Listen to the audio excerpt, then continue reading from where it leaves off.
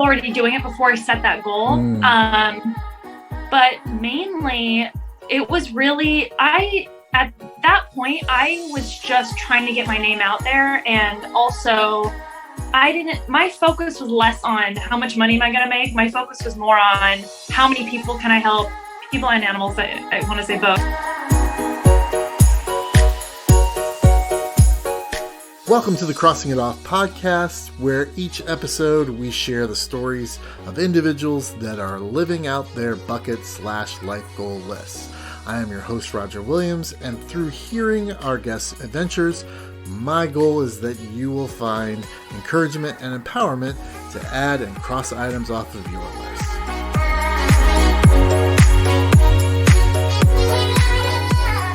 All right, today I've got a very special guest. Her name is Amy Burkman. She's a live art entertainer with a passion for helping others. Amy, thank you so much for being here. Thanks for having me. Glad to be here. Awesome. What is the item you crossed off your list?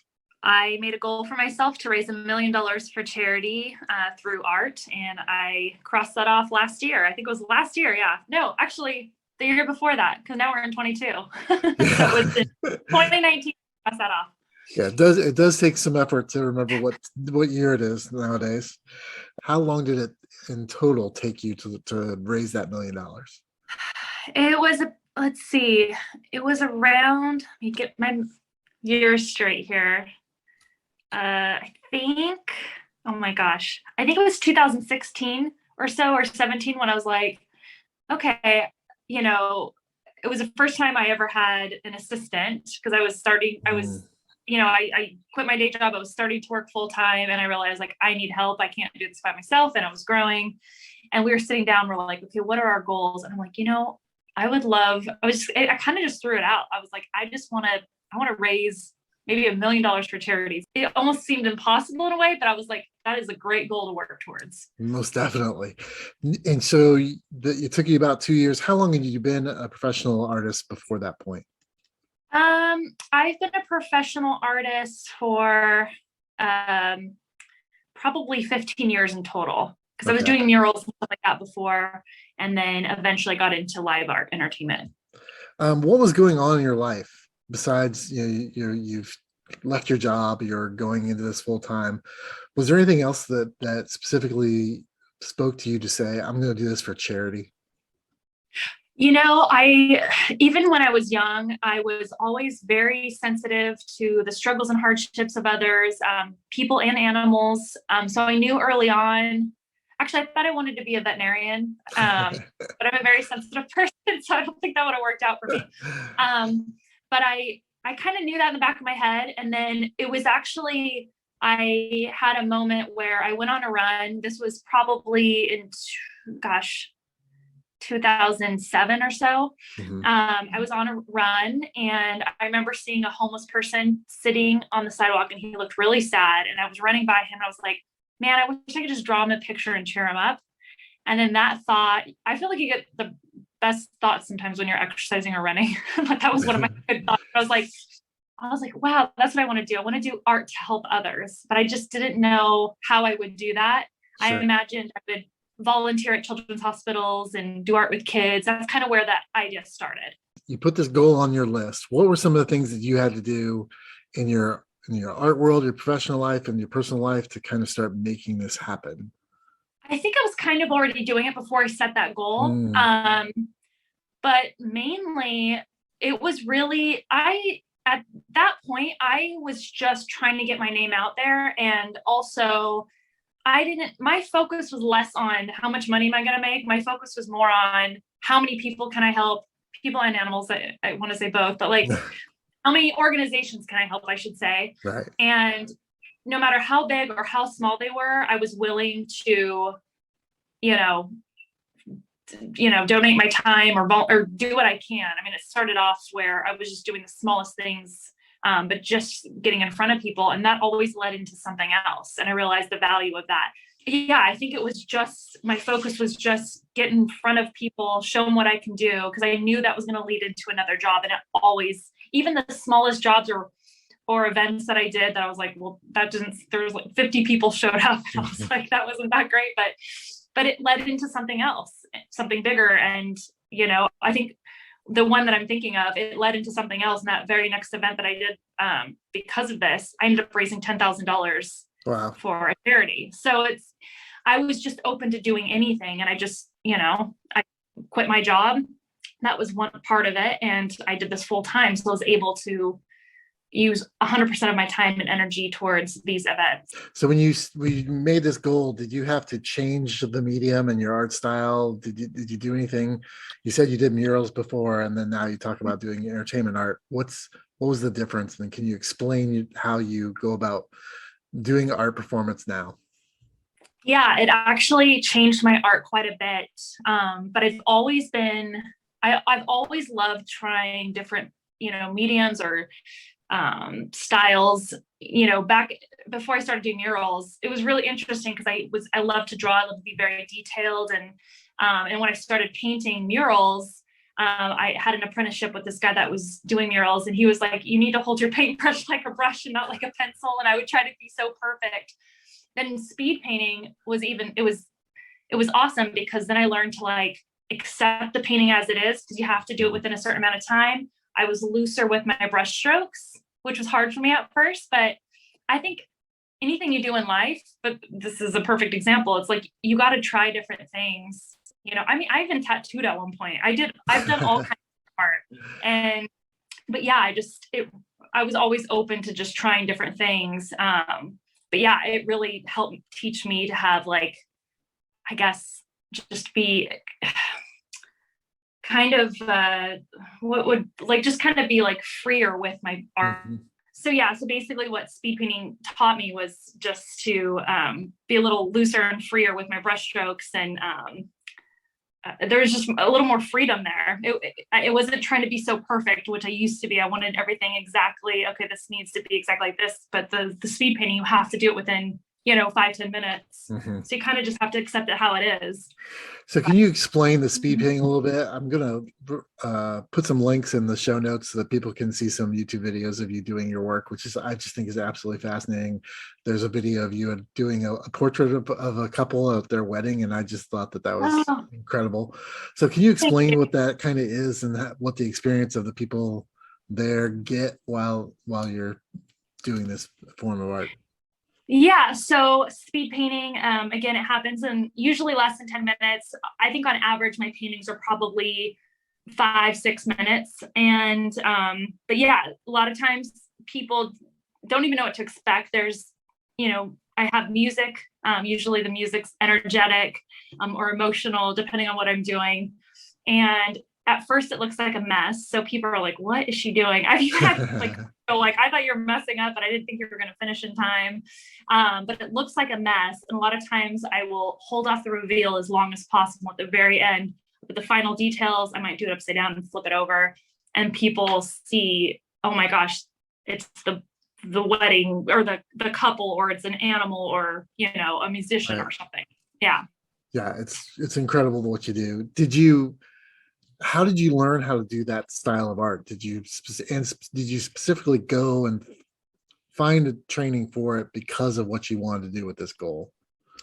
Well, at that time, there was a guy doing this at the San Diego Zoo. So Denny Dent is the original speed painter. He started doing this in the 90s.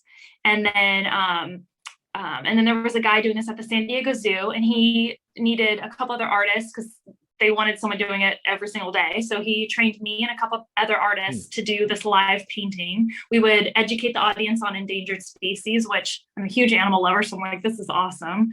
So we got to talk about elephants and tigers and paint them and bring kids up on stage. It was kind of a dream for me to be able to do something like this. So that's why I learned how to do live art, but I was already, trying to figure out how am I going to do art to help others. So as soon as I started doing this, I was like, oh, this is it. I can see the potential here. So I went to the Van Gogh experience a couple months ago. Oh, cool. And he was, he finished his life penniless and no money. And here you are having raised $1 million in a couple of years. So explain what that process looks like, how you go about, do you pick the charities? Do you just sell your work and then donate? How does that work? It all depends. The bigger events, they already have a budget for entertainment. Mm-hmm. So sometimes they'll just pay a flat fee and then they get to keep 100% of the proceeds from the painting. And the great thing is the paintings sell for thousands of dollars. Right. So, they essentially get me for free because they make their money back plus they make, or there's a lot of times somebody will sponsor me. So they'll pay for my time and the organization gets to keep 100%. And then what I've done for some of the smaller organizations who may not have a budget and they're not really sure how it's going to go, I'll just do a percentage split with them. So at least, but the thing is, I'm usually confident that I'm going to be able to sell at a certain price. So at least we'll make up for my time, but then they get to make money too. So it's always a win-win situation. We always work with them and try to be flexible. So yeah, so it pays for my time and for theirs. And how do you pick the organizations that you work with? They kind of pick me, honestly. But okay. I mean, there's been a few where we've reached out to them because I want to work with them. Right. And I say they usually pick me because they'll see me at an event and they're like, oh, we have a fundraiser. We would love to have you. So that's typically how I get work. Performing is how I market, basically. They see me there and they're like, right. Oh, I want this event. But there's been a few where we've reached out to them just because, like, for example, I love orangutans. And when COVID first started, we were trying to get creative. Like, obviously I couldn't perform in front of an actual audience. So we're thinking, like, can we help people virtually and do online events? So we reached out to the Orangutan Project and we did a couple events with them online, but so that was cool. And so typically we'll reach out to mostly animal related events, but children's hospital, stuff like that too. So the last couple sentences you've shared, you've said we. So I know you have the Good Art Project. So can you explain what that is and how you work with some others to help accomplish this goal of yours? Yep. So the Good Art Project was started right when COVID started, unfortunately. So we haven't been able to do as much as we've wanted to yet, but it's kind of similar to what I'm doing now, but the goal is to bring on other artists and just basically do more of what I'm doing is, bring on other artists and help organizations all over the world and just have more people assisting me with that. And raising money, or it might be to something that we've been working on is we want to do more murals. So I went to West Africa in 2010 and I did, my friend and I started a program called Educate Through Art. And so we went to different parts of West Africa and painted educational murals, like health related educational murals. So I want to do more of that type of art as well, where we're creating art to inspire or educate people. So did you start the Good Art Project and is there is it a full-on 501c3 nonprofit or how's it operate? Yep, it's a 501c3 and we got that all set up and we have done some fundraisers so far. So and I may be using some of those funds to do a mural in Thailand for an elephant sanctuary. Nice. So that's something that we're probably going to use the income that we receive from that. That will probably be our first project, but we're looking to do more stuff like that where we're doing murals and maybe bringing in, again, like young artists. So that's kind of the goal. So since reaching this goal, have you set a new goal as far as raising money or have you moved on from this? I mean, I know you've got the Good Art Project, but is like for you personally, is there a new goal? I mean, really, that is our new goal. It's not, we don't have a set amount that we're aiming for. We just are going to keep raising money, of course. But I think the new goal is just to bring on, again, more artists. But another thing too is work with, I just want to get my name out there even more and work with even bigger names, basically, who are doing incredible work to help make this world a better place. So, like Jane Goodall, some of that comes to mind. Anything that she's related to, like any events that she might be involved with, it'd be really cool to do something with her, stuff like that. So that's the goal, is just to continue to grow, add on more artists, raise more money, create amazing murals, stuff like that. So besides the good art project, if someone was talking to you and you're just having a conversation over coffee and they said, I have this gift, it's not art, it's something else, right? I have this skill or this ability and I want to use it to raise $1 million for charity. What would that piece of advice that you would look across that table and say, okay, you got to make sure that you blank, what's the fill in the blank? Yeah, I would say just, put yourself out there, and, even if you have to, even no matter if it's art or music or whatever gift you have to contribute, you might want to do a couple events for free to start, just so you can get in front of people and get used to it. And that's what I would say is like, and no matter how big or small, because some people you're just like, man, I don't want to do something for 20 people. This seems like a joke kind of, but it's right. Like, you should just put yourself out there and just try it. And you never know what that's going to lead to. Someone's going to see that and they're going to be like, wow, you're really talented, or I love your music or whatever. And then they might hire you for something else. Yeah. It's networking. I think it's super important. Just like you're here because I interviewed somebody else and asked them, if you know anybody that you think this would be a good thing, let me know. And they did. So I understand networking is a positive thing you need to be doing no matter what it is you're engaged with. And I know exactly what you're talking about. And she's such a good example of that. She, I feel like, knows everybody and builds people up. She's amazing. That's for sure. I had a good time talking with her. So besides raising money for charity with your art, what is the next thing in building the Good Art Project? What's the next thing on your bucket list that you want to cross off? Regarding, are you saying like, I'm sorry. Just anything. Just anything? Yeah. Okay. So since I'm such a huge animal lover, and 2 years ago I got to meet elephants and I went to the elephant sanctuary, and that was one of the best things I've ever done in my life.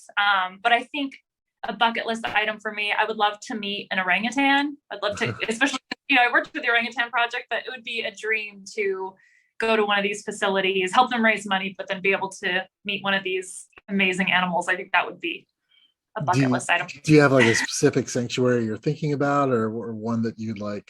I'm always open, but since I've worked with the orangutan project, probably that group. They're awesome. I love them. Where are they out of? I believe, I want to say, I feel like they're kind of scattered all over, but I feel like they're in Australia with the people that I talked to, but I can't remember why they're based out of there, because I don't think that's where their sanctuary is. We did, again, this all virtually, so I don't know exactly, but wherever it is, I'll go and visit them. So where was the elephant sanctuary? Was that in Thailand? Yep, that was in Chiang Mai, Thailand. Chiang Mai. Mm-hmm. Yep. And how'd you get connected with them? They're basically, somebody saw me perform for another event and they hired me to raise money for the elephant sanctuary. And the founder of that sanctuary, she is incredible. Her name is Lek, and she's rescued over 10,000 animals. And wow. I feel like she's like the Mother Teresa of animals. I love her so much.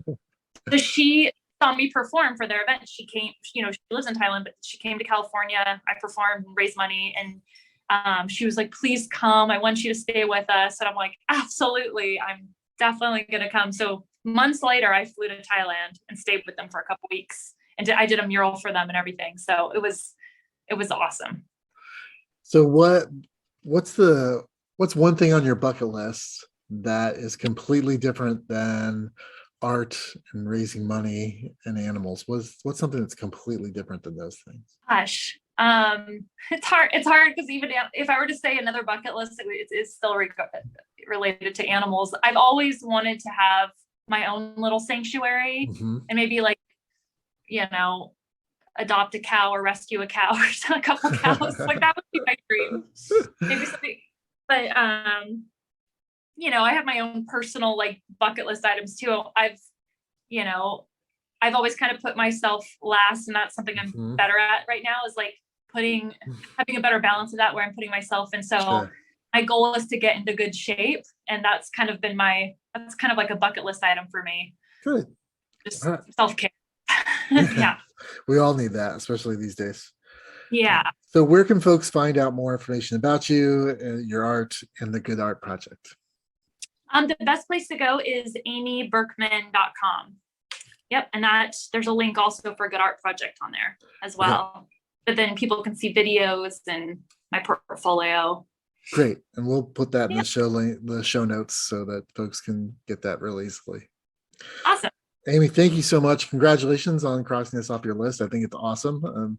It's one of the joys of my show is that I get to talk to people that do small things like learn how to tap dance, and then people that do amazing things like you and raise $1 million for charity. I wish you all the best in your future work. And if there's ever anything we can do for you, let us know. Thank you so much. And it was so great to be a part of this podcast and learning about your story too and everything. And the fact that we have very similar stories with, facing a health thing and then realize there's more important things to spend your time doing. So congratulations to you too. As a reminder to our listeners, in this episode's show notes, you will find links to learn more about this week's guests and information on how you can cross this item off of your list. You can follow my adventures of crossing items off my bucket list on Instagram and Facebook. And as always, new episodes of this podcast are available to stream every Friday morning. We will meet you here next week. And until then, keep living out your list.